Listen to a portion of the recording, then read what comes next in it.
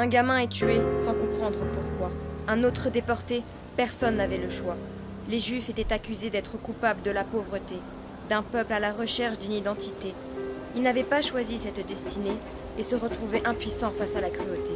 Les nazis propageaient des dictats xénophobes, chassant les étrangers comme de vulgaires microbes. Ils manipulaient et convainquaient les citadins, tous des clones qu'ils surnommaient Ariens.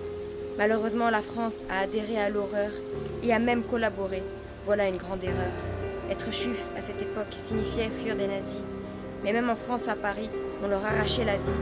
Partout où ils se dirigeaient, ils voyaient les portes se fermer. Même les voisins de palier décidaient de les dénoncer. Pourtant, ils n'avaient rien fait, mais ils subissaient le pire des forfaits. Tout cela était causé par un régime sauvage, un régime sanglé qui a fait bien des ravages. L'humain est capable du meilleur comme du pire. Mais à cette époque, un monstre a bâti son empire. Il fallait s'échapper, s'enfuir, déguerpir. Il fallait s'évader. Il fallait se sauver pour ne pas se laisser mourir. Parce qu'après tout, ils étaient poursuivis par l'horreur. Ils étaient hantés par la peur et les pleurs. Dans ce monde où disparaissent père et mère, l'enfant fait face à l'ennemi sans aucun repère. Il se noie dans la solitude et se soumet aux ordres de celui qui a mis toute sa vie en désordre. Arrivé dans le camp, souffrir fait partie du quotidien. À la place de s'amuser, le gamin travaille comme un chien. Son seul lieu de répit, il le trouve dans sa mémoire, où il se souvient de son ancienne vie, perdant tout espoir. Tout cela était causé par un régime sauvage, un régime sanglé qui a fait bien des ravages.